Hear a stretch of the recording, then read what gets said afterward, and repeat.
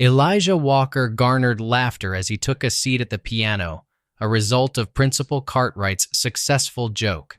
The previously unassuming student from Westside found himself in the spotlight, becoming the subject of amusement due to his frequent detentions, worn-out attire, and demure demeanor. Unbeknownst to the audience at Lincoln Heights Academy, Elijah possessed a hidden talent nurtured on a broken keyboard in his dimly lit apartment, a tribute to his late mother. His swift and masterful fingers on the piano keys surprised everyone, transforming the atmosphere from ridicule to admiration. In that moment, through his melodious performance, Elijah Walker was not just playing music, but reshaping his own narrative, one note at a time.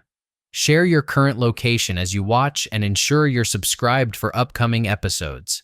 Be sure not to miss the special episode tomorrow. The detention hall at Lincoln Heights Academy was dimly lit by the setting autumn sun as Elijah Walker quietly entered, tardy by 15 minutes. Clad in a hand-me-down uniform that hung loosely on his slender frame, the well-worn navy blue blazer bore the marks of its previous owners. With his gaze fixed on the ground, Elijah made his way to the back of the room and settled into an empty desk, unnoticed by the supervising English teacher, Mrs. Bradley, engrossed in her tattered novel. Elijah retrieved a weathered notebook from his backpack, placing it on the desk and absent-mindedly tapping out a rhythm, his fingers dancing on imaginary piano keys. The classroom was unusually quiet, only interrupted by the occasional sound of paper shuffling and quiet coughs. 20 students were spread out across the room, serving time for minor rule infractions. Most of them gazed absently at textbooks or doodled in notebooks, while a few managed to doze off with their heads resting on folded arms. The tranquility was abruptly broken by the sudden entrance of Principal Cartwright, his tall figure casting a formidable shadow. His sharp, assessing eyes scanned the students like a predator eyeing its prey.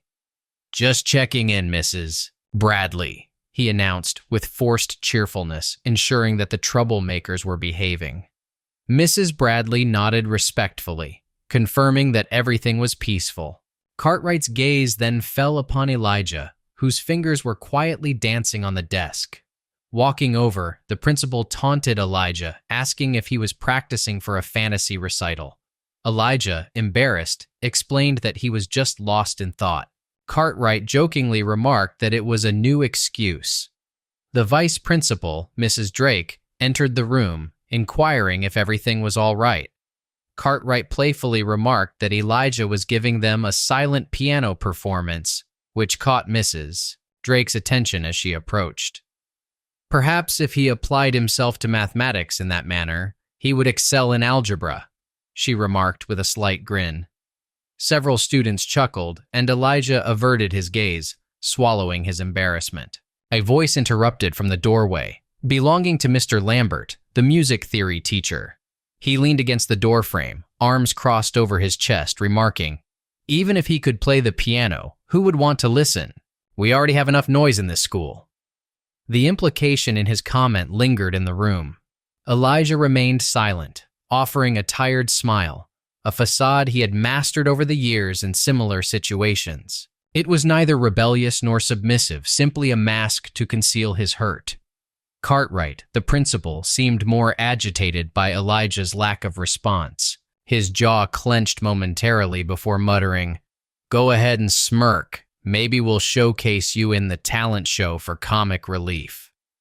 The trio exchanged knowing glances before Cartwright declared the end of detention, insinuating that valuable lessons were being learned. As they exited, an uncomfortable silence settled in the room. Elijah remained motionless for the next 45 minutes, hands flat on the desk. When the bell finally rang, he swiftly left the room. His walk home took him through the gradual decay of the city's landscape, starting from the well-kept grounds of Lincoln Heights Academy with its manicured lawns and newly paved paths. He passed through increasingly neglected neighborhoods, with cracked sidewalks and resilient weeds sprouting through the concrete. Abandoned storefronts, their signs faded, lined the streets, some boarded up or shattered. Elijah navigated this familiar path with practiced steps, evading the reminders of urban decline. Strolling past larger potholes and exchanging nods with a few familiar faces along the way, Elijah acknowledged an old man sweeping the stoop of a small convenience store who raised a hand in greeting. Elijah reciprocated with a nod and continued on, reaching his grandmother's apartment building just as the sun started to set, casting a warm orange glow over the worn brick structure. The elevator had been out of service for months, so Elijah climbed the stairs to the 4th floor, catching whiffs of various dinners as he made his way to apartment 4C. "Is that you, Elijah?" his grandmother greeted as soon as he unlocked the door. "Yes, Grandma," he replied, entering the small yet tidy apartment. Mabel Walker, at 67 years old, moved more slowly than before, but her posture remained upright, maintaining her dignity despite life's challenges. Her deep brown eyes, mirroring Elijah's, brightened at the sight of her grandson. "You're running late today," she remarked, pulling him into a brief hug. "Detention again?" Elijah nodded, dropping his backpack by the door. "Mr. Peterson didn't like my essay." Mabel sighed. "That man never appreciates anything that requires deep thought." Observing Elijah closely, she noticed, "Something else happened. I can tell by your eyes." Elijah shrugged, downplaying the situation. "Just Cartwright being himself, nothing new." With a slight hardening of her expression, Mabel muttered, "That man is something else. One day, he'll regret his ways. Mark my words." She affectionately patted Elijah's cheek and added, "Dinner's almost ready. Go freshen up." Elijah headed to his modest bedroom, shutting the door behind him, where only a simple twin bed filled the space. In a dim corner of the room, there sat an electronic keyboard, surrounded by a navy blue comforter, a worn wooden desk, and a small bookshelf filled with pre-owned books. The keyboard's white keys had aged to a yellow hue, with some keys missing entirely, resembling gaps in a smile. Elijah dropped his bag and settled on the bench in front of the keyboard without turning it on. Despite the blown-out speakers, he instinctively placed his fingers on the keys and began to play a melody only he could hear, displaying unexpected grace and precision on the broken instrument. As memories flooded back, he recalled a sharp and painful moment from his childhood. At 9 years old, he stood on stage at a community talent show, his mother proudly helping him adjust his new shirt bought with great sacrifice for the occasion. Her words of encouragement to play from the heart echoed in his mind. However, a mistake during his performance triggered laughter from the audience, causing a wave of panic that silenced the music. The memory abruptly faded, leaving him with the image of his mother rushing towards him in a mix of concern and protection. Elijah opened his eyes, his fingers resting on the silent keys, recognizing that his mother had been gone for 6 years due to a car accident that had altered his life forever. Sometimes Elijah would ponder if he had merely imagined the talent his grandmother had always insisted he possessed. In the evenings, he would sit at his desk with a torn notebook, forsaking his algebra homework to sketch music notes and piano keys along the margins, translating the melodies from his mind into visual representations. This had become a practiced ritual over the years, a clandestine way of communicating only he could decode. The following day at school, the corridors were abuzz with anticipation for the upcoming talent show. Bold posters adorned the walls, announcing Lincoln Heights Academy's annual performance extravaganza. Students excitedly gathered around sign-up sheets, enthusiastically sharing details of their acts. Elijah navigated through the bustling hallways with his usual quiet efficiency, keeping to the edges. During a break by his locker, Principal Cartwright's voice echoed through the PA system, reminding students that sign-ups for the talent show would close that Friday. He playfully mentioned that even the more reserved individuals might surprise everyone with hidden talents. Laughter erupted in the hallway as attention turned to Elijah, causing a flush of embarrassment to tinge his cheeks. He swiftly collected his books and retreated from the crowd without a word, disappearing down a less frequented corridor. His steps led him to the east wing of the school, an older section dedicated to the arts, where quiet solitude welcomed him, offering a temporary escape from the stares and murmurs that had surrounded him earlier. Clutching his books tightly to his chest, Elijah leaned against the wall, taking deep breaths. Nearby, a door creaked open, causing Elijah to freeze in hopes of going unnoticed.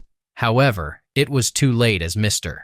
Delqua, the elderly music teacher who rarely interacted with students outside of his classes, spoke up, asking if Elijah was all right. Mr. Delqua's warm and melodic accent, influenced by his New Orleans upbringing, could be heard distinctly even in everyday conversation. Quickly straightening up, Elijah replied, stating that he was just on his way to class. Mr. Delqua studied him with keen blue eyes, seeming to perceive more than Elijah was comfortable with. Recognizing Elijah, the old teacher mentioned overhearing Cartwright's announcement, an act that Elijah found unprofessional. Unsure of how to react to a teacher criticizing the principal, Elijah shrugged as Mr. Delqua gestured towards the open door, inviting Elijah to join him for lunch in the quiet classroom. After a brief hesitation, Elijah followed the teacher into the music room, where a grand piano stood at the front, gleaming under the fluorescent lights. Mr. Delqua offered Elijah a seat anywhere, reassuring him that he wouldn't bite. Opting for a chair near the door and still holding his books protectively, Elijah's eyes kept wandering towards the piano, which Mr. Delqua noticed. Casually unwrapping a sandwich, Mr. Delqua inquired if Elijah played, to which Elijah automatically replied with a no. Although the old teacher raised an eyebrow at the swift denial, he didn't press further. The two sat in a surprisingly comfortable silence for a while, surrounded by the spacious classroom with chairs arranged in a semicircle and various musical instruments stored along the walls. During lunchtime, Mr. Delaqua enjoyed his meal while Elijah gradually loosened his hold on his books as the bell signaled the end of the period. Standing up, Elijah expressed his gratitude in a hushed tone, to which Mr. Delqua nodded.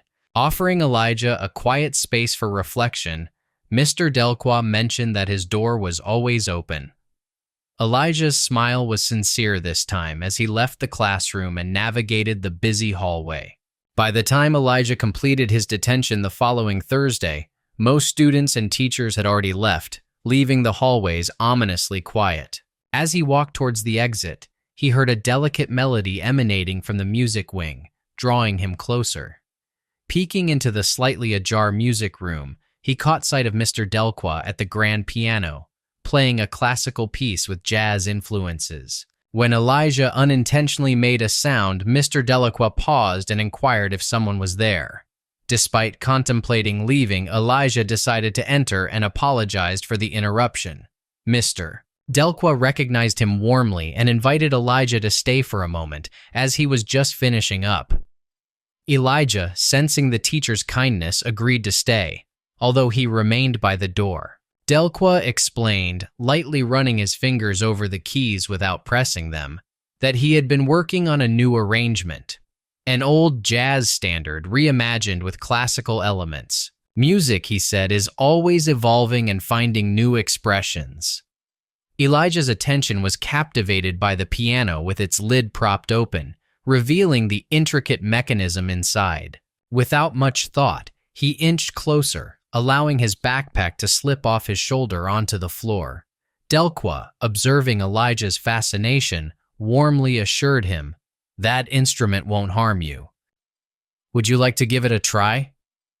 Initially hesitant to break out of his protective shell, Elijah hesitated, stating, "I'm not really a player." The words felt empty, even to himself. "Just give it a go," Delqua encouraged, rising and motioning to the bench. "Sometimes feeling the keys beneath your fingertips is enough." After a brief pause, Elijah settled onto the bench, his posture rigid. The piano keys gleamed in front of him, flawless and unbroken, unlike his keyboard at home. Lifting the fallboard covering the keys, he revealed the pristine arrangement of black and white. "Keep going," Delqua softly urged, mentioning that the piano had been played by numerous students, so another set of hands wouldn't hurt it. Elijah touched the keys, feeling the cool smoothness of the ivory under his fingertips. He timidly pressed a key, taken aback by the resonant tone that filled the room, then continued, gradually gaining confidence as he played a simple melody that had lingered in his mind for years. Delqua, standing behind him, remained silent as Elijah's initial hesitation melted away. His fingers found a rhythm, moving with assurance across the keys, shaping the melody into a more intricate composition that blended elements of blues and... He played the classical piece effortlessly, losing track of time as he became absorbed in the music. When he finished, he noticed a faint noise and turned to see Mr. Delqua wiping his eyes with a handkerchief. Apologizing for his interruption, Elijah stood up, but Mr. Delqua reassured him that his performance was exceptional. Curious, Mr. Delqua inquired about Elijah's musical background, to which Elijah modestly mentioned his mom's early teachings. However, Mr. Delqua insisted it was not mere playing, but true music. After recording a snippet on his phone, he offered Elijah the opportunity to use the school piano for practice on certain evenings. Elijah's heart raced slightly at the offer presented by Delqua. "I'll need some time to think about it," he responded, declining the offer with a casual tone. Glancing at his watch, Delqua noted the time and offered Elijah a ride home as it was getting late. Politely declining, Elijah mentioned he preferred walking. As Elijah gathered his backpack, Delqua mentioned the idea of a mentorship program, suggesting they keep it discreet to nurture Elijah's unique talents that could be perceived as either intimidating or exploitable. The teacher's words resonated with Elijah, acknowledging a truth he had sensed but never articulated. Grasping the implied caution, Elijah thanked Mr. Delaqua, who then offered to be called Del, a name he preferred. As Elijah walked home in the dimming light, he reflected on the joy of playing the piano without the weight of past humiliation shadowing his thoughts. The following day at school, Elijah found himself in the cafeteria line, maintaining his usual solitude. Mrs. Drake, carrying her clipboard like a shield, approached him and requested a conversation. Following her to a quiet corner, Elijah noticed the curious glances from nearby tables. Mrs. Drake wasted no time and addressed Elijah's presence in the music room after hours. Elijah explained that he was there at Mr. Delaqua's invitation, engaging in a discussion about music. However, Mrs. Drake's demeanor hinted that she did not fully believe Elijah's explanation. She inquired further about his activities in the music room, pressing for details. Spending time on unimportant activities won't enhance your chances of getting into college. She whispered that mumbling to yourself and playing with fake keys won't lead you anywhere. Concentrate on your studies instead. Before Elijah could reply, she walked away, leaving him alone with his lunch tray. The encounter left a bitter taste but also reinforced his determination. Instead of going straight home after school, he found himself heading towards the music wing, where Mr. Dell was grading papers at his desk as promised. "I'd like to accept your offer," Elijah said directly. Dell looked up with a slow smile and confirmed the offer still stood. For the next 2 weeks, a routine was established. Twice a week, Elijah would spend over an hour at the piano in the music room under Dell's gentle guidance.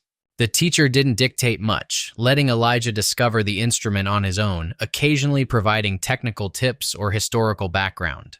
During their third session, Dell placed an old leather-bound book on the piano, commenting that Elijah might find it interesting. The book contained handwritten notes, sheet music, and reflections from jazz legends, some of which Elijah recognized from his mother's record collection. "You'll find your mother in these pages," Dell said softly, explaining it was in the same musical tradition and spirit. Elijah held the book like a precious treasure and asked if he could borrow it. "It belongs to you now," Dell responded. "I've had it for quite a while. It's time for a new generation to draw inspiration from it." Later that day, as Elijah was leaving the music room, he almost bumped into someone in the hallway. Stepping back, he found himself looking at Alicia Tran, who was holding her violin case. "Sorry," they both apologized simultaneously. Alicia recovered first and said, "You're Elijah, right? I didn't know you played the piano." Elijah nodded, feeling uneasy and unsure how to reply.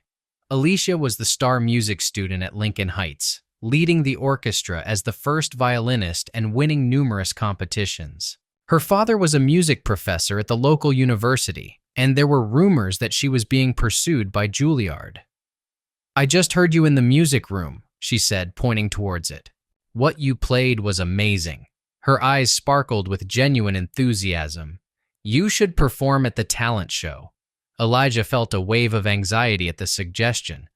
"No, I just play for fun. It's not ready for a performance." "Are you serious?" "That improvisation was better than what half of the conservatory students can do," she insisted. Observing him closely, she asked, "Why don't you ever play for others?" The question struck a nerve, triggering memories of past experiences. Images flashed through Elijah's mind. The stage at the community center, the laughter, his mother's expression. "I need to leave," he muttered, brushing past her and walking swiftly down the hallway. "Wait!" Alicia called out after him, but Elijah kept walking, his heart racing.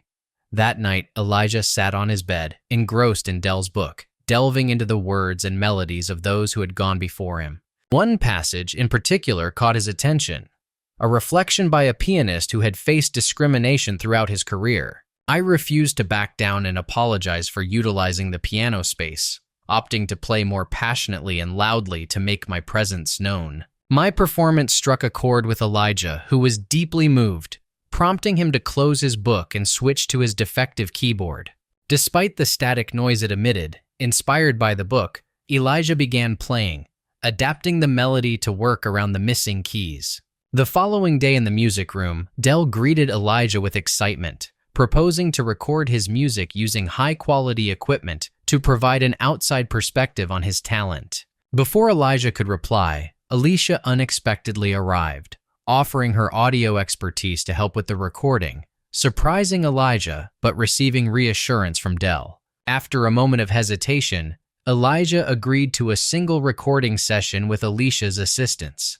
As Dell and Alicia prepared the equipment, Elijah eased into playing the piano, transitioning from initial unease to the comfort of creating music. After making sure everything was prepared, he shut his eyes and started performing a composition he had been crafting mentally for days, drawing inspiration from Dell's book and his personal experiences. The music effortlessly flowed from him, his fingers instinctively hitting the right keys. Even with his eyes closed, the piece was a blend of structure and improvisation, influenced by his classical background, but enriched with jazz and blues elements. As he played, he felt a sense of relief as the burdens of the past seemed to dissipate through his music, turning past pain and silence into something beautiful. Upon finishing, the room fell silent, and when he opened his eyes, both Dell and Alicia gazed at him in awe.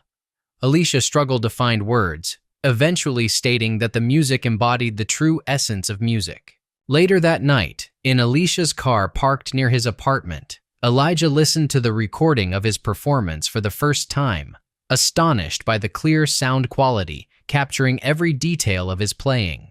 Overwhelmed, he whispered, "Is that really me?" Alicia, with a smile, assured him it was all his talent. For the first time in years, Elijah's face lit up with genuine joy, and without hesitation, he marveled at the quality of his music, to which Alicia reassured him it was more than just good.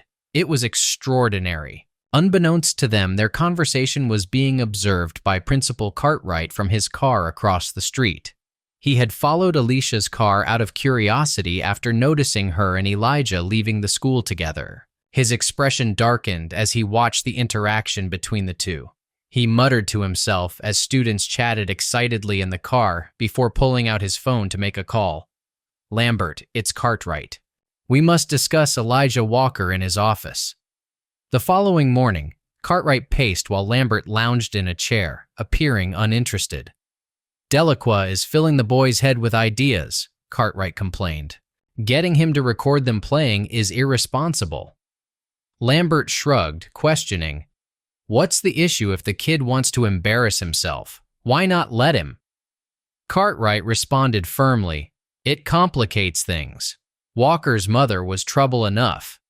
I don't need history repeating itself." Lambert raised an eyebrow. What does she have to do with anything? Cartwright waved dismissively, stating, ancient history. Just trust me when I say we need to address this now. He paused and turned to Lambert directly, warning, if that kid ends up on stage, we'll have a riot on our hands. Lambert smirked, suggesting, let him embarrass himself. It'll be entertaining. One performance and he'll retreat for good. Maybe you're right, Cartwright conceded after a moment. One public failure might be precisely what we need. Unbeknownst to both men, Elijah had no plans on failing that night. As rumors of his performance spread among students, Elijah sat at his keyboard with renewed determination, playing the missing keys with purpose. For the first time since his mother's passing, he embraced his talent and the gift she had seen in him. With this belief came a quiet resolve that would soon alter everything at Lincoln Heights Academy. In Lincoln Heights, the chill of January crept through the weathered windows, finding students bundled up in winter coats during breaks. However, in the music room, warmth emanated after school hours, not just from the aging radiator in the corner. Elijah had taken to spending every available moment at the grand piano, his fingers gracefully gliding over the keys with increasing confidence. Mr. Delquadel observed from his desk, occasionally providing guidance, but mostly allowing Elijah's innate talent to blossom. Sometimes Alicia would join them, her violin case resting against the wall as she multitasked, working on homework while appreciating Elijah's music. You're improving in speed, Alicia noted one day, as Elijah flawlessly finished a challenging passage that had previously troubled him. Elijah modestly nodded, a faint smile dancing on his lips. These after-school sessions had become the highlight of his days, a safe space where his music could thrive without criticism or ridicule. Try that transition again, Dell suggested, encouraging Elijah to infuse more emotion into the melody before the key change. The group of students from the jazz band, who had previously mocked Elijah at an assembly, inadvertently overheard his music and were stunned by his talent. Intrigued, they returned the next day with more curious listeners, sparking interest among the student body. The rumor of the unassuming black student, once ridiculed by Principal Cartwright, being a hidden piano virtuoso, began to circulate rapidly. Whispers of conversations about Elijah echoed through the school corridors. Discussions ranged from his musical abilities to the rumors that he writes his own songs. Among those who took notice was Emily Parker, a junior known for her music blog with a small but devoted following. One day, she discreetly recorded the sounds from the music room and later uploaded a grainy video on her blog, titling it Hidden Mozart in the Hood. The post gained popularity, spreading from Lincoln Heights to other schools in the district. Comments flooded in, with people wondering about Elijah's background and why he wasn't part of the school orchestra.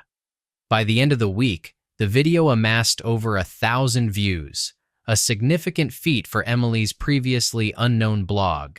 During gym class, Troy Manning, the school's star quarterback, watched the video with a teammate, his mood souring as he observed Elijah's piano skills. Dismissing the attention Elijah was receiving, Troy joked about him needing his fingers for a comedy show rather than a scholarship.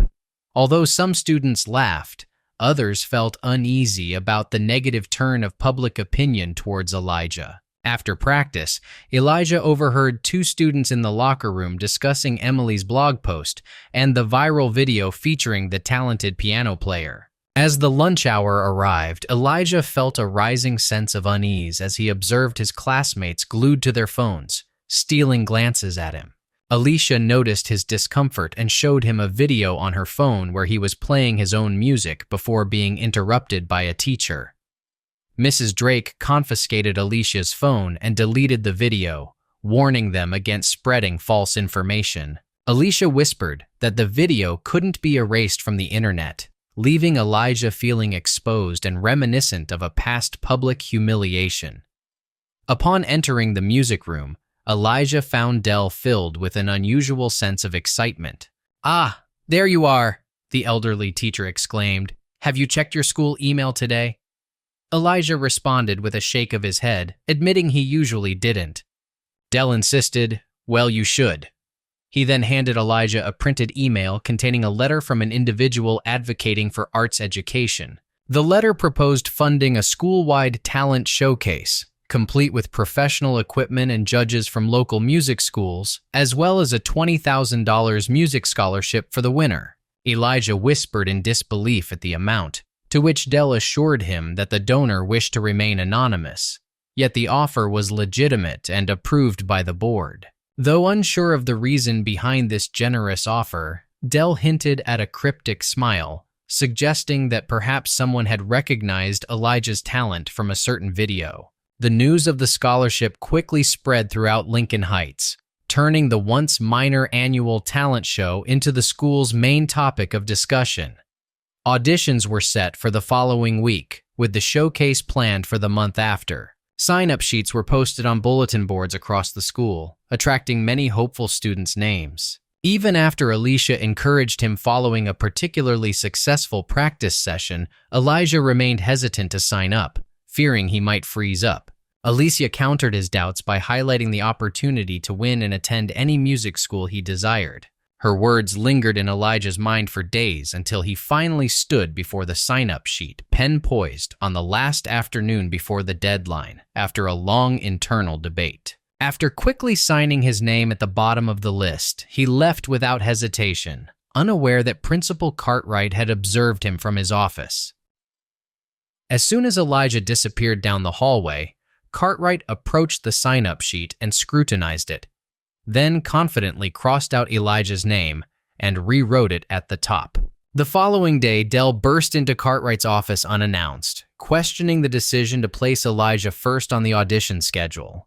Cartwright calmly explained that the order was randomized for fairness, dismissing Dell's accusations of manipulation. Dell, maintaining composure, expressed his suspicion of Cartwright's intentions, highlighting their differing views on talent development.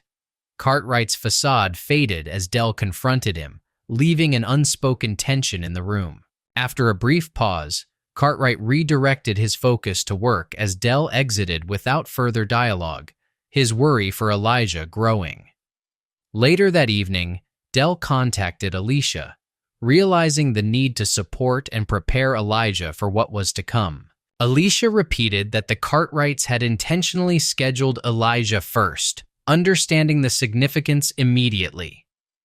Dell added that he had tried to change it without success, emphasizing the urgency of helping Elijah prepare. Meanwhile, across town, Alicia was confronted by her father, Professor Train, during dinner about her time spent with a boy from Westside Walker. Despite her father's disapproval, Alicia defended Elijah's talent against her father's remarks about rumors of misbehavior and academic issues. As her father warned her not to associate with Elijah due to her upcoming audition at Juilliard, an enraged Alicia declared that if Elijah's name jeopardized her future, it wasn't worth it, and left the room, leaving her father speechless. On the eve of the audition, Elijah stood in front of the mirror, dressed in a suit tailored by his grandmother, showcasing his lean figure. With closed eyes, he practiced his original composition titled For Her, his fingers dancing on the sink's edge in a familiar rhythm. As he gazed at his reflection, he whispered,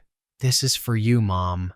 On the chilly and clear morning when the auditions were scheduled at Lincoln Heights Academy, the auditorium, typically used for gatherings and occasional plays, had been transformed overnight with professional lighting and an impressive sound system, a gesture from an anonymous donor. 3 judges, music professors from nearby colleges, were seated at a table facing the stage. Behind the curtain, nervous students paced, rehearsed last-minute warm-ups, while Elijah stood away from the group, moving his fingers quietly at his sides. He was dressed in a newly tailored suit and dress shoes gifted by Dell, who remarked that his nephew had never worn them and it would be a shame to let them go to waste. Alicia found him in his secluded corner and reminded him of their practice, encouraging him to focus solely on the music and forget everything else. From the stage, a local radio personality, serving as the event coordinator, welcomed everyone to the scholarship showcase auditions at Lincoln Heights Academy. Elijah was the first performer of the day, causing a ripple of whispers through the audience who had expected him to perform later in the program. Principal Cartwright sat in the front row, eagerly awaiting the supposed disaster he anticipated. With a gentle push from Alicia and encouraging words, Elijah stepped onto the stage, momentarily blinded by the bright lights. As his eyes adjusted, he noticed the unusually large crowd for a school audition, likely due to the viral video and the mysterious scholarship. Elijah drew a crowd that included various local music teachers and even a reporter from the community newspaper as he approached the grand piano, a beautiful instrument brought in specifically for the showcase, far superior to the school's usual upright piano. Some audience members chuckled as he sat down, a reminder of Cartwright's comic relief comment that briefly cast doubt on Elijah's mind. Glancing towards the wings where Dell stood watching, giving him an encouraging nod, Elijah took a deep breath, placed his hands on the keys, and began to play. The initial notes were hesitant, almost questioning, but as the melody developed, his confidence grew. His composition, Silhouettes of Her, started as a delicate and wistful tune that gradually evolved into a complex and emotional piece. Each note represented a memory of his mother, while each chord progression symbolized a conversation they would never have. Within moments, the scattered chuckles faded, and the audience fell completely silent, mesmerized by the unexpected beauty emanating from Elijah's fingertips. In the front row, Cartwright's smug smile vanished, replaced by disbelief as Elijah closed his eyes, immersing himself in the music. The piano, under his touch, sang with joy and wept with loss, conveying a story more profound than words. The technical complexities of the piece became apparent with challenging runs, unexpected harmonies, and emotionally charged passages that even professional pianists would find difficult to interpret as effectively. As the final notes faded into silence, Elijah opened his eyes to see the entire auditorium on their feet, applauding thunderously, with some audience members wiping away tears. The judges, who had remained composed, exchanged astonished looks, one of them whispering to another, "Where has this kid been hiding?" At the front row, Cartwright clapped mechanically, his face displaying forced politeness to conceal his displeasure. Beside him, Mrs. Drake appeared as if she had tasted something bitter. Elijah, in a daze, stood, took a brief bow, and left the stage. In the wings, Alicia hugged him, expressing, "You did it! You were incredible." Dell approached more slowly, his eyes glistening suspiciously, and remarked, "You were never meant to be hidden," his voice filled with emotion. The following auditions continued, but it was evident that something remarkable had occurred. Students who had previously ignored or ridiculed Elijah now congratulated him and inquired about his musical background. Teachers who had once viewed him as a troublemaker or unimpressive recognized him in a new light. That evening, upon arriving home, Elijah found his grandmother eagerly waiting. "Well?" she inquired as soon as he entered. "I think it went okay," he replied, downplaying his achievement. However, his grandmother saw through his modesty. "Tell me everything," she urged, wanting every detail of the performance and reactions. As Elijah recounted the events, his grandmother's eyes welled up with tears. "Your mother would be so proud," she said, squeezing his hand tightly. "So very proud." The next morning at school, Elijah found himself at the center of attention. Students who had previously not interacted with him greeted him in the hallways, and teachers who had overlooked him now acknowledged him with nods and smiles.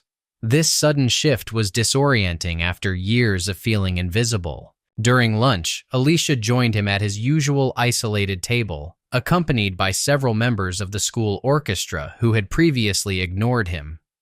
"Everyone's talking about you," one of them mentioned, referring to a post that had circulated. Elijah's audition on social media has gone viral, attracting a lot of attention. Despite downplaying its significance, Elijah felt uncomfortable with the sudden spotlight. Another student mentioned that Mr. Patterson from Franklin Prep was interested in having Elijah transfer to their music program. The conversation continued, but Elijah noticed Alicia becoming quiet and troubled. When asked about it later, Alicia warned Elijah to be cautious as not everyone was happy about recent events. Her cautionary words proved to be true when the music room was discovered vandalized the following evening. The grand piano was destroyed, leaving it unplayable. The incident was reported to Principal Cartwright, who addressed the school in an emergency assembly, condemning the vandalism as not just a crime against school property, but an assault on the whole community. He promised to find those responsible, hinting at the possibility of someone struggling with newfound attention.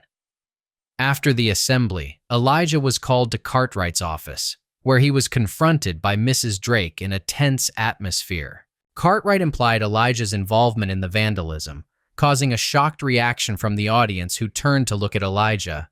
Despite the accusations, Elijah firmly denied any involvement. Drake mentioned that he saw you near the music room after hours.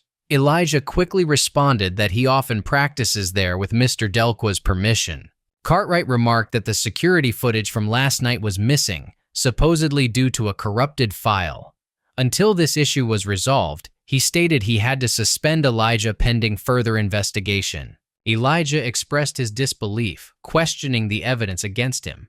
Cartwright replied coldly, suggesting Elijah had both motive and opportunity.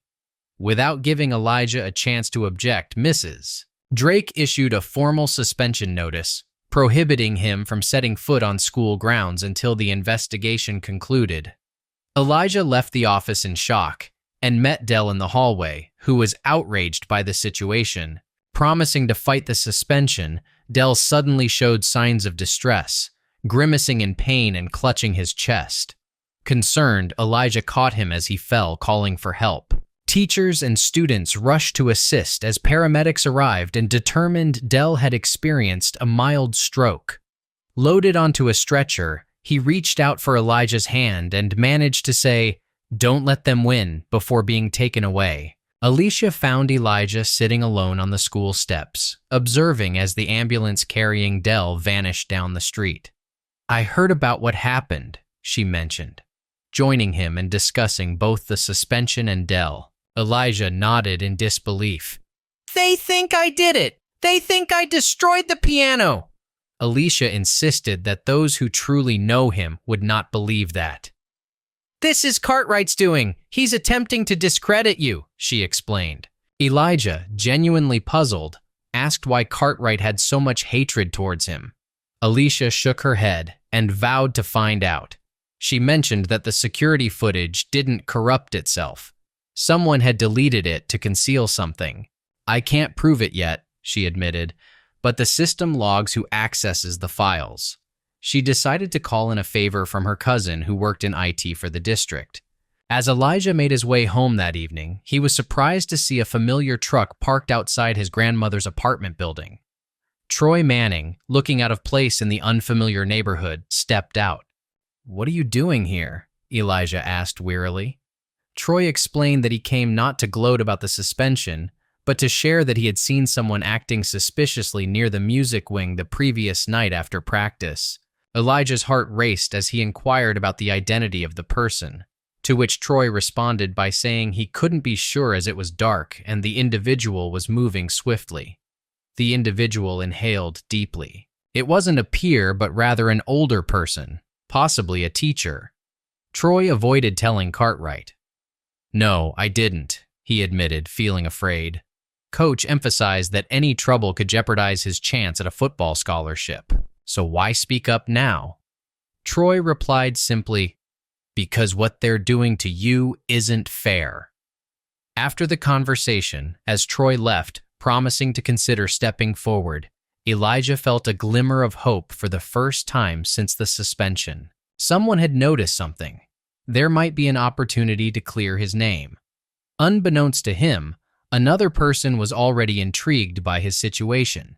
Naomi Reyes, a journalist assigned to cover the scholarship event for the local paper. Witnessing Elijah's impressive performance and the suspicious aftermath, she sensed a deeper story beyond mere vandalism. Reviewing her notes later that evening, Naomi, inspired by the issues of opportunity, prejudice, and systemic support or hindrance, decided to dig deeper. She reached out to Alicia, Elijah's contact, collected during the audition. Naomi, a journalist at the Herald, wanted to discuss Elijah Walker. Morning light seeped through worn-out curtains as Elijah observed students heading to Lincoln Heights Academy from his bedroom window. 3 days had passed since his suspension. The weight of suspension and isolation burdened him physically as he sat near the windowsill, tapping imaginary melodies on the keys of a piano that only existed in his imagination. Faint echoes of music resonated in his mind while his grandmother approached, her face showing concern as she suggested he eat something she had prepared. Elijah, still fixated on watching students outside, declined, stating he wasn't hungry. When his grandmother mentioned going to confront the situation, Elijah interrupted, urging her not to, as it would only worsen things. Remembering his mother's resilience in facing challenges, his grandmother insisted that she wouldn't have accepted this treatment. Elijah acknowledged the difference in this situation, causing a pang of sorrow as his mother was mentioned. Before he could answer, his phone alerted him of a text from Alicia, arranging a meeting with a journalist at Riverside Park later in the day. Meanwhile, Alicia sat in her AP English class, distracted by her investigation into deleted security footage, eagerly awaiting her cousin's analysis of the access logs. After class, she met Naomi Reyes as planned, grateful for her presence. "She was younger than I expected," Alicia mentioned as she settled into the passenger seat. Naomi, with sharp eyes and a notebook ready, urged Alicia to share all details about Elijah Walker for the next 30 minutes. Alicia recounted the story from Cartwright's ridicule to Elijah's hidden gift, from Dell's mentorship to the shocking vandalism and suspension. "Are you certain Elijah didn't harm the piano?" Naomi inquired, pen poised. "Absolutely," Alicia promptly confirmed, comparing it to a poet burning libraries. That piano was Elijah's voice. After discussing Mr. Delqua's hospitalization due to a mild stroke, Naomi inquired about interviewing him. Alicia thought it over, believing Dell's faith in Elijah could lead to him agreeing. Later at Riverside Park, Naomi, Alicia, and Elijah met. Elijah, looking weary, began sharing his story beyond the vandalized piano, as Naomi expressed interest in his silenced musical talent. Over the next hour, Elijah opened up about his mother's influence, his musical journey, Dell's recognition of his gift, and the moment of triumph before. Naomi remarked at the end of their conversation, "There's one aspect that confuses me. Why is Principal Cartwright so determined to undermine you? It feels personal." Elijah, pondering the same question, merely shrugged. Naomi glanced at her watch, realizing it was time to return to the office. She expressed a desire to resume the conversation later and to have a discussion with Mr. Delqua, if feasible, that evening. Elijah and Alicia found themselves seated next to Dell's hospital bed that evening. The elderly teacher appeared more fragile than they had anticipated, his typically lively countenance subdued by medication and exhaustion. However, upon their entrance, his eyes brightened. "There you are," he greeted, his voice feeble but his spirit resilient. "I was starting to think they had banned visitors as well."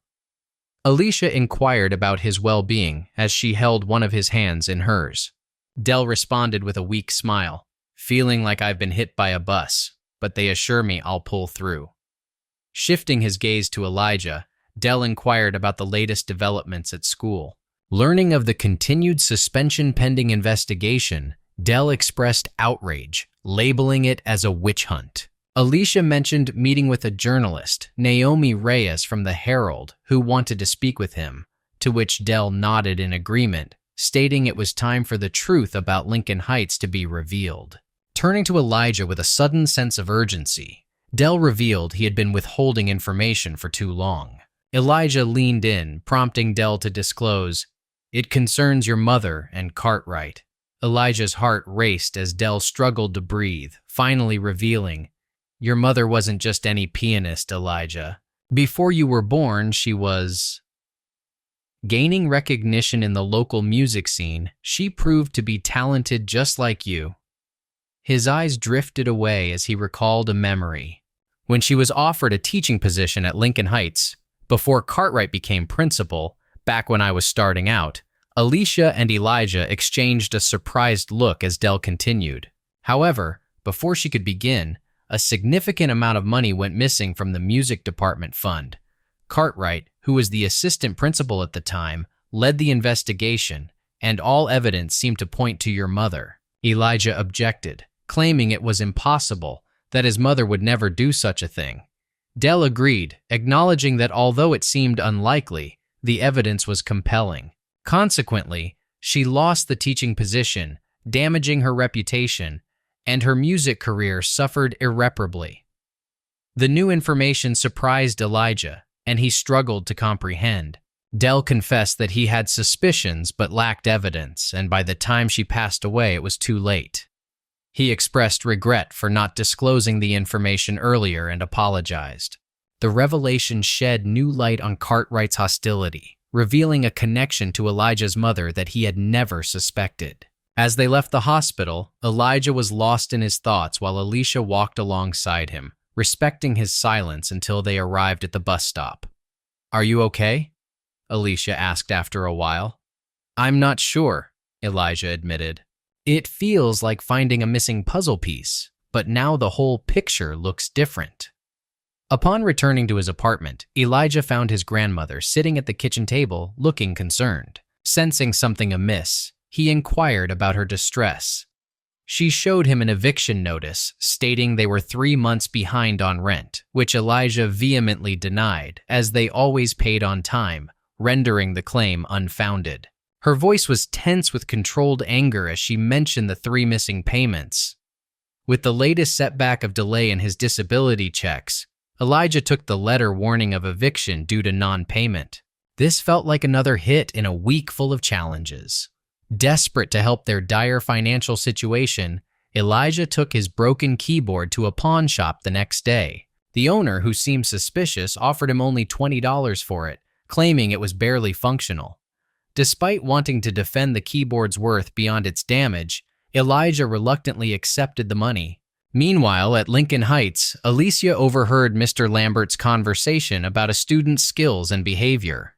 Lambert abruptly stopped when a student aide walked in, but it was too late. The student, Tyler Williams, who always recorded conversations to avoid misunderstandings, captured Lambert's racist remarks. Tyler shared the recording, and soon it spread across the school and social media, prompting outrage from students, parents, and community members. This incident added pressure on the school board, already dealing with Elijah's suspension, to address the issues raised. Naomi Reyes sat in Dell's hospital room with a recorder, listening as the elder teacher talked about Elijah's exceptional talent and the challenges he faced due to discrimination in Lincoln Heights.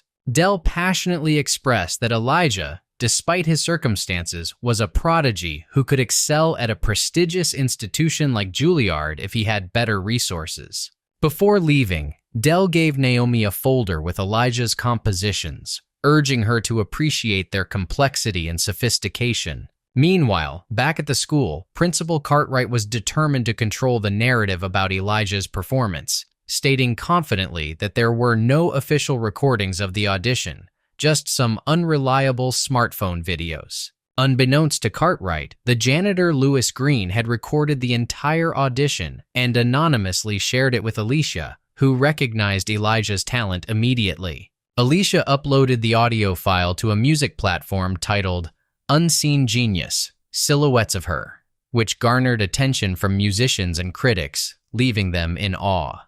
Professionals were amazed to learn that the composer, a 16-year-old without formal training, expressed such mature emotions through a sophisticated harmonic language, reminiscent of early Keith Jarrett and Bill Evans, but also uniquely original in blending styles. Imagine what he will create in the future, given his current talent. Facing increasing pressure from different sources, the school board set a hearing to discuss Elijah's suspension and broader issues brought up by Lambert's comments. Cartwright and Drake found themselves defending their authority, which was previously unquestioned. The night before the hearing, Elijah sat on his bedroom floor, surrounded by newspaper clippings, old photos, and letters, including a jazz festival program with his mother's name and a newspaper article featuring her photo. Feeling overwhelmed, he questioned his ability to live up to her legacy. His grandmother, Mabel Walker, reassured him by playing a cassette tape of his mother's beautiful piano melody, recorded for him before he was born. His grandmother emphasized that he is his mother's legacy, inheriting her gift rather than her troubles or disappointments. The school board meeting at Lincoln Heights Academy was marked by an unexpected turn of events. A collection of students assembled outside the main entrance with handmade signs advocating for Elijah to play and emphasizing the importance of truth. The gathering included members of the school orchestra, jazz band, and some athletes who had been inspired by Elijah's performance and unsettled by the incident inside the administrative building. Inside the packed conference room, board members appeared uneasy under the heightened attention, while journalists like Naomi Reyes lined the back wall. Cartwright and Drake sat rigidly on one side, while Elijah, his grandmother, and Alicia occupied the other. Dr. Eleanor Wells, the board chairwoman, initiated the meeting with a decisive tap of her gavel, stating that the purpose of the hearing was to address recent events at the academy, particularly the suspension of Elijah Walker, and concerns regarding administrative behavior. She pointed towards a wheelchair that had just entered the room, indicating that Mr. Delcroix would speak first. Despite his doctor's advice, a determined-looking Delcroix, looking pale, was brought to the front by a hospital attendant. Delcroix, who had taught music at the academy for 37 years, commenced with a strong voice, praising Elijah's exceptional musical talent and profound understanding of music. He elaborated on Elijah's achievements during their time together, highlighting his original compositions and unwavering dedication to music. Delving into darker details, Delcroix recounted the altered audition schedule, the suspicious absence of security footage, and the questionable actions of the administration. Del concluded that the issue was more than just a damaged piano. It was a failure of the system to accept who Elijah truly is and what he is capable of. Alicia recounted facing resistance from her father when she decided to help Elijah despite his concerns about her reputation and audition, as Elijah had shown her the essence of genuine music. Cartwright portrayed Elijah as talented but unstable, pointing out instances of disengagement and concerning behavior in his academic and disciplinary records. Mrs. Drake also described Elijah as uncooperative and suggested that the sudden attention was destabilizing for him. However, doubts arose when board members questioned the deletion of crucial security footage, with Drake attributing it to a technical error. Just as Drake was about to respond, Tyler Williams entered the room, expressing the need for everyone to hear something important. Upon pressing play on his phone, Lambert's voice resonated throughout the room with a comment about a talented but mischievous student that prompted Dr. Wells to inquire if it was indeed Mr. Lambert speaking. Tyler confirmed that it was Lambert's voice, mentioning that the recording was made in the teacher's lounge the day before. Following this revelation, the board discussed placing Mr. Lambert on administrative leave for further investigation. As the meeting tilted in Elijah's favor, Naomi Reyes presented previously unknown information about Elijah's mother's past, suggesting a significant piece to consider. She shared documents indicating that Sophia Walker, Elijah's mother, had faced accusations of misappropriating funds from the music department 16 years ago, leading to her dismissal. Despite objections that it was irrelevant, the board was captivated by the disclosed history, causing a stir among the members. In the current scenario, Naomi questioned the situation where a skilled black musician faced theft allegations with weak evidence, resulting in the destruction of her career. 16 years later, her son, who is also talented, encountered similar accusations after displaying exceptional abilities. Naomi hinted that Cartwright was the link in both cases, causing a stir in the room. Cartwright tried to regain control by dismissing the suggestion as absurd, but Naomi calmly questioned if it was a recurring pattern. Before Cartwright could respond, Troy Manning entered the conference room in his vibrant Letterman jacket, eager to share information about the night the piano was damaged.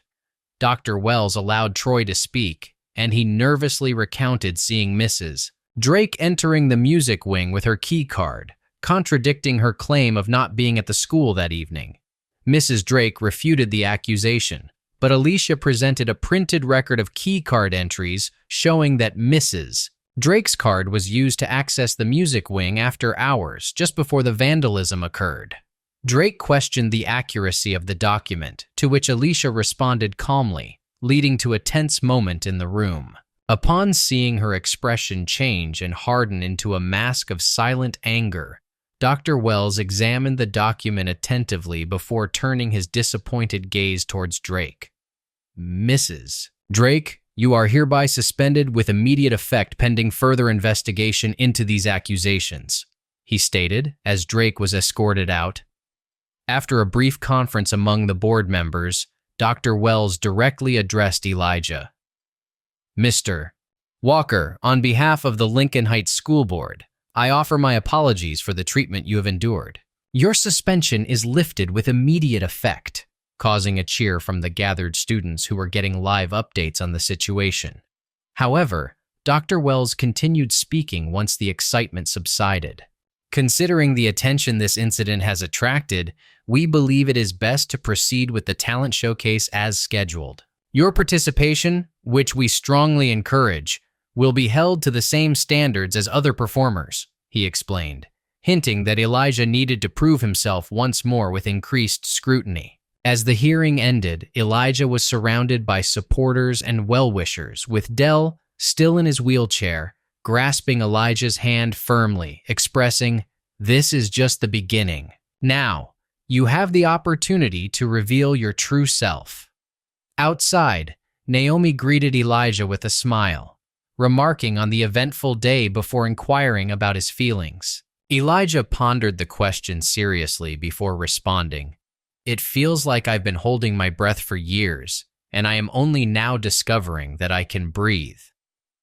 Walking into the bright afternoon sunshine, they were enveloped by scattered applause from students and community members, resembling the first notes of a new composition taking form. With a newfound clarity, Elijah embraced the arrival of Monday morning. Upon his arrival at Lincoln Heights Academy, the brick building he knew so well appeared different, not physically altered, but changed by recent events. Students congregated in small groups near the entrance, observing his approach with expressions varying from curiosity to support. Elijah, a sophomore acquaintance, enthusiastically waved to acknowledge his return, followed by others offering nods, smiles, and quiet greetings as he ascended the steps. The whispers that trailed him now conveyed a sense of respect rather than ridicule. Elijah held his head high, reciprocating the greetings with subtle nods while maintaining the quiet dignity that had long been his armor. Within the hallways, there was a heightened buzz of excitement as the upcoming talent showcase, now transformed into a citywide event following Naomi's article and the ensuing controversy, dominated conversations. Scouts from esteemed music schools had requested tickets, and local celebrities had confirmed their attendance. What began as a modest school event was evolving into Elijah's unofficial introduction to the broader music world. Approaching his locker, Elijah encountered a familiar figure emerging from a nearby office, Principal Cartwright. Despite his customary air of authority being diminished by recent events, Cartwright intercepted Elijah with a forced smile and an extended hand, signifying a blend of professional duty and urgent damage control. "Mr. Walker!" he exclaimed loudly enough for nearby students to overhear. "Welcome back! I trust we can move past recent misunderstandings and work productively together." Elijah glanced at the outstretched hand, then at Cartwright's face. The same face that had jeered at him for years, the same individual who had accused his mother unjustly and ruined her career without explanation. Elijah walked past him towards his locker, as if Cartwright simply did not exist. A wave of hushed murmurs trailed the small act of defiance, rendering it unseen. Cartwright stood motionless momentarily, his hand still outstretched before lowering it and retreating to his office. During the first period, Elijah found himself in his English class with Mr. Peterson, who promptly called on him. "Mr. Walker," he greeted with a tone warmer than Elijah had ever heard before. Mentioning the hero's journey in literature, Mr. Peterson requested Elijah's thoughts on trials in return. Some students chuckled, referencing Elijah's situation, yet he faced the attention seriously, reflecting on the question. "The return is never to the same place you left," he answered slowly. "Either the world has changed, or you have, or both." Mr. Peterson nodded in approval of his response. By lunchtime, Elijah had eased back into the school routine, though everything felt somewhat altered. Alicia approached him in the cafeteria, sharing news that her father had a change of heart after following recent events, expressing admiration for Elijah's dedication to his craft. Elijah's genuine smile reflected the increasing openness he displayed each day. After school, Elijah and Alicia proceeded to the auditorium, where preparations for the showcase were in full swing, with professional lighting and sound equipment already in place. A team of technicians was ensuring everything was set for optimal performance conditions, while a gleaming grand piano stood at the center of the stage. It was not the school's old upright, but rather a new Steinway concert grand delivered that morning by an anonymous donor, as explained by the stage manager when Elijah inquired. This donor specifically requested it for Elijah's performance. Elijah approached the instrument with reverence, lightly running his fingers over the polished surface before sitting at the bench. The keys felt perfect under his touch, responsive and balanced unlike his old keyboard or even the school's previous piano. After playing a few experimental notes and a brief scale, he marveled at the rich and resonant tone, whispering, "It's magnificent." Dell, who had been discharged from the hospital that morning and insisted on going straight to the school, wheeled himself to the edge of the stage. "It suits you," he said, his voice still weak but his eyes filled with pride, deeming it a suitable instrument for a skilled musician. In the following week, Elijah split his time between catching up on schoolwork and preparing for the showcase. Initially planning a duet with Alicia combining piano and violin, Elijah increasingly felt the need to perform solo, something even more personal than their joint piece. One late night, sitting at his grandmother's kitchen table with staff paper in front of him, Elijah started creating a new composition. Simply titled "The Joke," the piece began with dissonant notes resembling laughter, mocking, dismissive, and cruel. Yet, gradually, these harsh sounds transformed, finding harmony and purpose, progressing towards a powerful emotional climax that silenced the laughter and asserted its own voice. Engrossed in perfecting every phrase, he diligently worked on his voice. When he shared it with Dell and Alicia 3 days before the showcase, their emotional reaction was evident. "That's the one," Dell declared, tears streaming down his face. "That's your message to the world." On the day of the showcase at Lincoln Heights Academy, the atmosphere was transformed. The parking lot was occupied by television vans, and community members in formal attire mingled with students and parents in the packed auditorium. Despite the fire marshal's objections, Elijah, backstage, adjusted his tie, a recent purchase for this special night, while his grandmother had splurged on a proper suit using funds from a community fundraiser organized by Naomi upon discovering their eviction notice. "Feeling nervous?" Alicia asked, poking her head into his small dressing room. "Surprisingly not," Elijah honestly replied. "For the first time, I feel like I'm exactly where I belong." The showcase was set to start at 7 p.m. sharp. At 6:45, the stage manager approached Elijah with a worried look. "We have an issue," he informed him. "Your name isn't on the introduction list." Despite a brief moment of anxiety, Elijah quickly regained his composure. "It doesn't matter," he asserted. "Everyone knows why they're here." Unbeknownst to Elijah, Naomi had already caught wind of the oversight. Within minutes, her tweet went viral. "School attempts to silence talented black pianist once again. Let Elijah perform." The online response was swift and overwhelming as audience members scrolled through their phones, spreading the hashtag throughout the auditorium. By 6:55, wildfire was a hot topic locally. At 6:58, the school superintendent arrived after being notified. Upon finding Cartwright backstage, a brief, intense conversation ensued, leading to Cartwright being escorted out of the building. The audience, witnessing this unfolding drama at the stage's edge, burst into spontaneous applause. At 7:05, the show kicked off with the MC, a local radio personality, greeting the audience with palpable excitement. "Good evening, Lincoln Heights. We've had a slight change in our program tonight," he announced. It felt appropriate to start with Elijah Walker, the young man whose exceptional talent had gathered everyone. Amidst deafening applause, Elijah stepped onto the stage under blinding spotlights. As he adjusted his eyes, he spotted his grandmother, Dell, in his wheelchair, and Alicia's family in the front row. Taking his place at the piano, now strangely his own, Elijah sat down, silencing the audience. As he closed his eyes and touched the keys, the room held its breath in anticipation. Initially, the dissonant notes of the joke puzzled some, but as the piece unfolded, transitioning from mockery to profound beauty, understanding dawned on faces. It wasn't just music. It was Elijah's tale.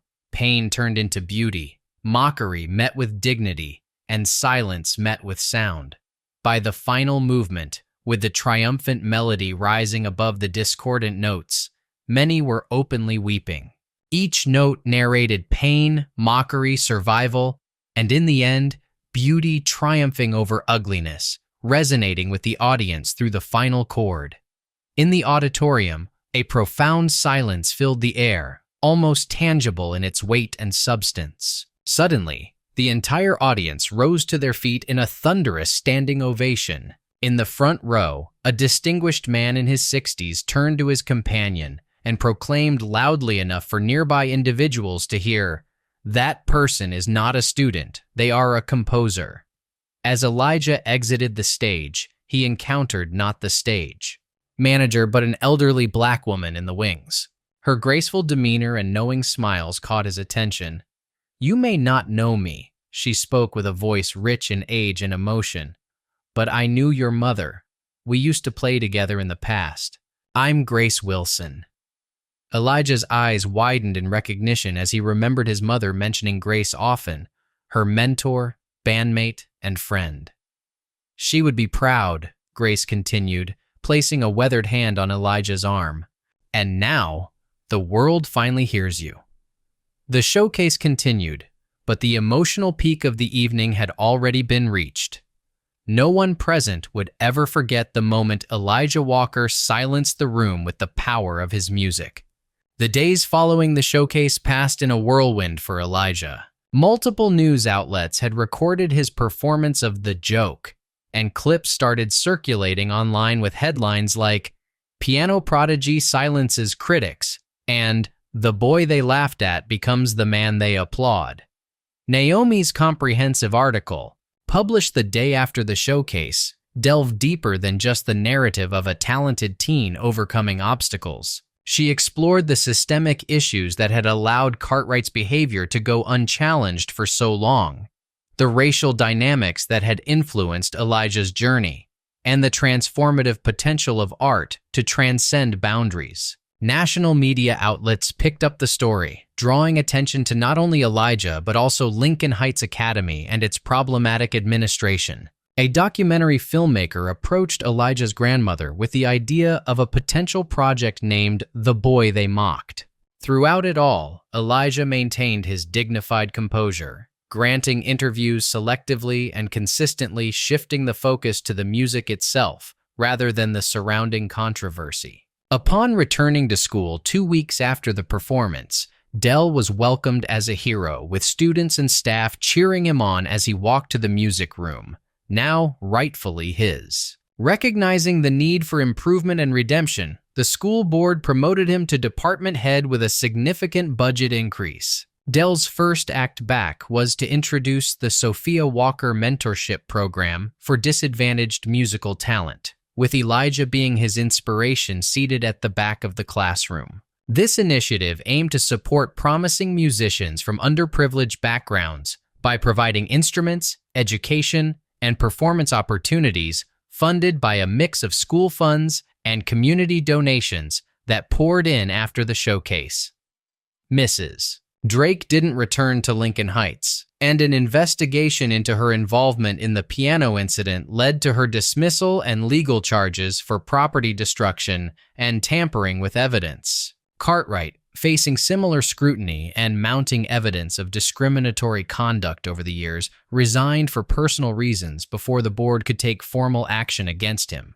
In a joint statement, the school board and district leadership issued a public apology to Elijah and his family, acknowledging the severe injustice done to them years earlier. A statement was made that promised significant changes in hiring practices, disciplinary procedures, and cultural competency training for all staff. The unidentified donor who had provided the scholarship and the new piano finally disclosed his identity as Dr. James Harrington, a respected music educator who had briefly taught at the conservatory where Elijah's mother had studied. He confessed his regret, acknowledging that he failed Elijah's mother by not advocating for her when she was accused, allowing institutional pressure to silence him. Dr. Harrington assured Elijah that he would not let him down, offering the scholarship money and opportunities from prestigious music schools. A housing grant allowed Elijah and his grandmother to move to a better neighborhood closer to school with reliable public transportation.